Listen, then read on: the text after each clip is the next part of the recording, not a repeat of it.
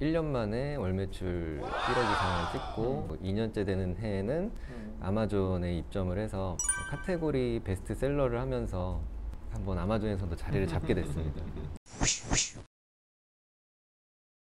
오늘은 주린이 되지 말고 쿠팡셀러 되자 라는 주제를 저희가 가지고 시작하려고 합니다. 오늘 특별한 분 한 분 모셨어요.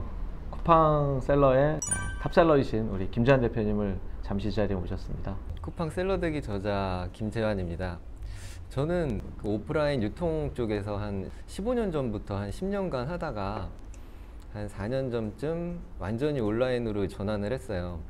그때는 이제 스마트 스토어로 처음 시작을 했고, 이제 2016년 9월인가 그쯤에 월 매출이 한 100만 원도 안 나왔던 것 같거든요. 그렇게 시작을 해서 1년 만에 월 매출 1억 이상을 찍고 2년째 되는 해에는 아마존에 입점을 해서 카테고리 베스트셀러를 하면서 한번 아마존에서도 자리를 잡게 됐습니다. 이제 조금 늦게 들어갔지만 이제 쿠팡을 시작하게 됐고요. 지금은 국내는 스마트 스토어랑 쿠팡을 위주로 하고 있고, 해외에서는 아마존을 위주로 현재까지 판매를 하고 있습니다. 주로 하시는 아이템은 어떤 아이템이세요? 아동복 쪽, 패션 상품 쪽을 하고 있거든요. 제가 도매를 할 때도 약간 여성복이나 아니면은 뭐 여성 네일 그쪽을 도매를 했었고, 그래서 그쪽 유통을 잘 알고. 문득 드는 생각은 사실 온라인화 될 때 조금 일찍 우리 김 대표님 뛰어드셨으면, 조금 시작을 일찍 했으면 조금 더 기회를 빨리 잡았을 수 있을 텐데. 아쉬움이 있긴 한데 미련이나 이제 후회는 없는 게, 제가 이제 처음에 대학교 다닐 때 저희 집에서 그런 걸 하니까 베이직 스타일의 이제 란제리, 브라 팬티 세트 그런 거랑 여성 파자마 이런 것들로 G마켓에서 판매를 했었거든요. 그때 이미 그때 한 15년 전이죠. 네. 어느 정도 잘 되다가 이제 뭐 조언받을 사람도 없고 그러다 보니까 이제 시즌 성수기 지나가면서 매출이 줄더라고요. 성수기 때는 시작하자마자 매출이 막 나서 사무실도 내고 했는데 결국에는 그게 조금 후회가 되더라고요. 그때 시작해서 계속 할 걸. 어차피 사업이 그런 건데 그냥 어려움이 생겼는데 계속 그걸 해결해 나갔으면 지금 되게 잘 됐겠다. 그 후회는 조금 있어요. 본격적으로 아마존, 또 스마트 스토어, 쿠팡 이쪽으로 뛰어드신 게 한 3년 조금 넘으셨어요. 어떤 계기가 있으셨어요? 그때 제가 가족 사업을 했는데 이제 국내 유통이 탄탄하게 했던 가족 사업이었어가지고 생산 수량도 많고 막 그런 상태였어요. 근데 국내 오프라인 시장이 막 죽으니까 그 운영하기가 어려워졌고, 스마트 스토어를 좀 쉽게 들어간 게, 제가 그 전에 도매할 때 취미가 이제 카메라, 필름 카메라 이런 게 있었거든요. 취미를 너무 뭐 골수 매니아처럼 들어가다 보니까 한 100년 전 카메라부터 다 쓰고 싶은 거예요. 카메라 렌즈를. 국내에는 이제 그 상품이 없는 거예요. 그래서 이제 이베이를 뒤지기 시작했죠. 이베이에서 사보자. 근데 이베이를 검색하니까 국내에 있는 상품보다 더 많이 비싼 거예요. 왜냐면 걔네는 이제 그런 시장이 활성화돼 있어가지고 시장 가격이 형성이 된 거죠. 이미. 그래서 이제 그때 국내에서 사서 막 써보다가 이베이에 이제 판매도 해보고, 처음에는 쓰다가 장터에 팔았어요. 쓰려고 샀으니까. 근데 이게 꾸준히 파니까 기다리는 거예요, 사람들이. 제가 10개 올리면 10개가 다 팔려요. 그래서 저도 사업을 도매를 하고 있었으니까 바로 그때 스마트 스토어를 내고 글로 옮겼어요. 그때 잘 되더라고요. 그때 이제 노하우를 다 배운 거죠. 키워드, 뭐 사진이니까 SNS 같은 것도 다 하고, 블로그도 만들어서 정보 올리고. 그건 다 혼자 하셨을 거 아니에요? 혼자 했죠. 해도 그 파트에 직원은 쓸 수가 없잖아요. 그냥 지금 많은 분들이 이제 부업으로 하시는 뭐 엔잡이니 뭐 그러시잖아요. 딱 그거 한 거예요. 그러면 첫 달 그것만으로 매출이 그러면 얼마 나왔었어요? 기억나세요? 그때 이제 이베이에서도 한 10,000불, 15,000불, 그러니까 뭐 1,000에서 2천만 원 정도 매출 나고, 그리고 국내 스마트 스토어에서도 한 1,000에서 2천 정도 매달 났어요. 근데 마진이 진짜 좋았어요. 얼마 남았어요? 그리고 양쪽 합치면 한 3천만 원 정도 되네요. 보통은 한 한 반은 남았던 것 같고, 그리고 해외 그런 창고 같은 데서 가져와서 이제 대박 나는 상품은 뭐 10배 이렇게 나니까. 근데 사실 여기서 사람들이 그걸 알고 주변에서 하는 걸 보잖아요. 네. 근데 왜 시작을 못 할까요? 그리고 주식에는 막 몰려가고. 근데 이렇게 쿠팡 셀러만 제대로 해도, 아니면 뭐 아마존 셀러만 제대로 해도, 이렇게 어찌 보면 한 달에 뭐 적게는 몇백에서 뭐 1, 2천도 이제 가능해 보이는데.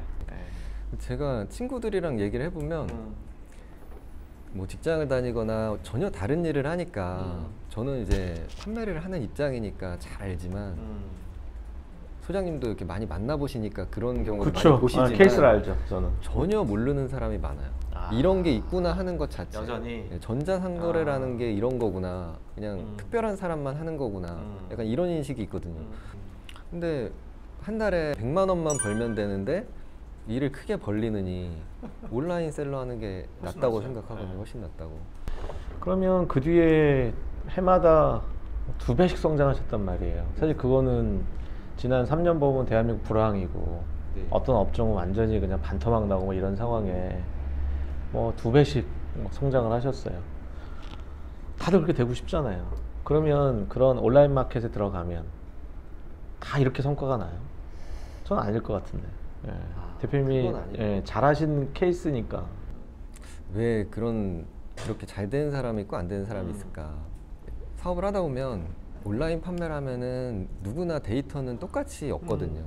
뭐 팔면 얻는 거니까. 그런데 같은 데이터를 가지고 어떤 사람은 잘 되고 어떤 사람은 안 돼요. 근데 그거는 그 아이템이나 경험치에 좀 다른 것 같아요. 그러니까 아이템 선정이 일단 좋아야 되네요. 네, 그리고 그 아이템에 대한 경험이 좀 쌓여야 그러면서 이제 뭔가 내가 투자나 공격적으로 할 수 있는 성공 확률을 높이면 내가 더 공격적으로 할 수가 있잖아요. 대표님은 그러면 카메라를 팔다가 좋아서 시작을 했고, 그러면 아이템을 어떻게 찾았어요? 원래는 집안 비즈니스는 뭐 여성 속옷 관련된 쪽이었는데, 근데 어떻게 아동복 시장을 보고 아동복을 메인으로 잡았어요? 이제 와이프가 동네 이제 친구랑 뭐 유아복 같은 그런 거를 이제 해보겠다고 하더라고요. 그래서 그걸 지켜봤는데 그렇게 그래도 어느 정도 열심히 하다가 이제 흐지부지 되더라고요. 야, 흐지부지 될 때 제가 내가 해볼게, 같이 해보자. 근데 이게 되겠네? 라는 판단은 어떻게 했어요? 아내는 그러면 하지 않았는데. 그게 중요한 포인트잖아요. 예. 아동복 쪽이 장점이 있었던 게 그래서 아동복 시장이 좀 치열한 그런 게 있어요. 많이 뛰어드시는데 아동복 시장이 이미지 제공을 대부분 해줘요. 지금으로 따지면 위탁 배송 아니면 도매국 같은 사이트 거기서 이미지 제공하면은 재고 없이도 할 수 있잖아요. 그냥 이미지만 올려놓고 오더 받으면 파는 거니까. 그러니까 이거는 할만하다. 그리고 6개월 뒤에 어떻게 됐어요? 6개월 지났을 때는 딱 뭔 아이템이 시즌 아이템이 하나가 터지더라고요.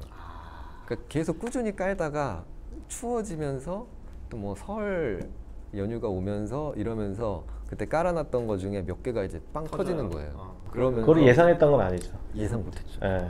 깜짝 놀랐죠. 네. 매출이 뭐 몇백 천 요 정도 하다가 5천 1억 시즌 아이템 그때 예를 들면 한복 이런 거에서 터진 거예요. 설에 막. 그리고 패딩도 무슨 스타일 이런 거 있었는데 저희께 무슨 스타일로 또 터진 거예요. 그럼 여기서 하나 더. 다른 분들 다 비슷하게 다 한복 다 팔았을 거 아니에요. 김 대표님보다 더 먼저 그 아동복 해왔던 분들도 스마트 스토어 했을 거고. 네, 맞아요. 근데 그들과 뭔 차이가 있었어요? 저는 페이스북이랑 인스타그램 같은 그 SNS로 처음 시작했다고 했잖아요. 페이스북 이제 광고랑 그런 걸 파기 시작하면서 그 이미지 가공해서 광고에서 스마트 스토어로 트래픽 넣고 이런 식으로 하면서 굉장히 성과가 좋았죠. 스마트 스토어에도 이런 또 공식이 있지 않나요? 위너가 다 먹는? 스마트 스토어는 장점이 아무래도 상위 노출이죠. 인스타랑 페이스북 페이지를 통해서 광고 성과도 너무 좋았고 그때 당시에는 그게 블루오션이었으니까 그걸 해보니까 다 상위 노출이 되는 거예요. 정확한 타겟을 계속 꽂아주고 계속 구매가 일어나니까 상위 노출이 돼요. 근데 상위 노출이 되면 뭐가 좋으냐면 상품이 어느 정도 좋으면 광고를 끊어도 유지가 돼요. 그러면서 이제 상품은 계속 보완해주고 뭐 시즌이 바뀌거나 신상품이 나오면 계속 보완해주고 그래서 그런 상품들을 계속 늘려가는 거죠. 그러면 스마트 스토어로 시작을 하셨고 그 다음은 이제 아마존으로 건너 또 가셨어요. 채널 하나 늘린 개념인 거죠. 스마트 스토어도 하시면서 아마존 얘기 잠깐 좀 해봐 주세요.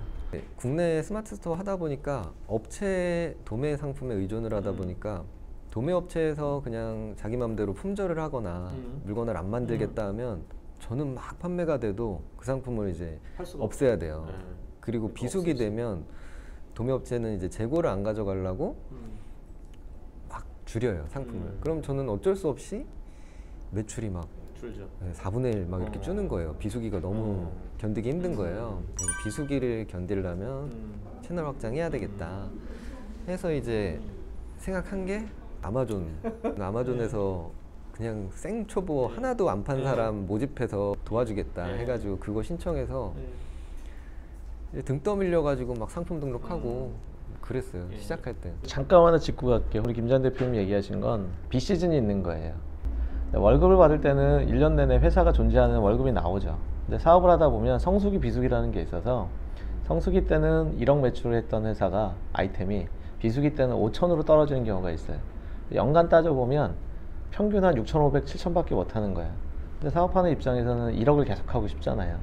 그 고민 끝에 찾아낸 게 이제 아마존이라는 겁니다. 이제 비수기를 극복하는 게 채널 확장하고 그 비수기 상품 개발 그거였거든요. 내 상품이 있으면은 물건이 안 끊기니까 상품 개발하고 채널 확장하자 해서 이제 아마존을 들어갔고 이제 아마존의 상품들을 막 하나씩 등록을 하기 시작했는데 그 중에서 좀 반응이 오는 게 있더라고요. 그러니까 광고를 딱히 안 해도 판매가 되기 시작하는 그런 상품이 있었어요. 근데 물어보니까 흔한 경우가 아니더라고요. 그것도 이제 입점한 지 한 4개월 됐나? 그때 이제 국내에서 조금 제작했다 실패했던 경험이 있었거든요. 어설프게 만들면 실패하더라고요. 그래서 이거 데이터를 보니까 이걸 아마존에 팔려고 만들고 혹시 아마존에서 안 나가도 국내에서 판매를 하면 내가 손해는 안 보겠다. 그런 판단이 딱 들어가지고 굉장히 있는 돈 다 끌어모아가지고 제품 생산을 했어요. 한 3천만 원? 3천. 사실은 그 정도 투자를 3천이면 했죠. 아주 큰 돈은 아니네. 그렇긴 하죠.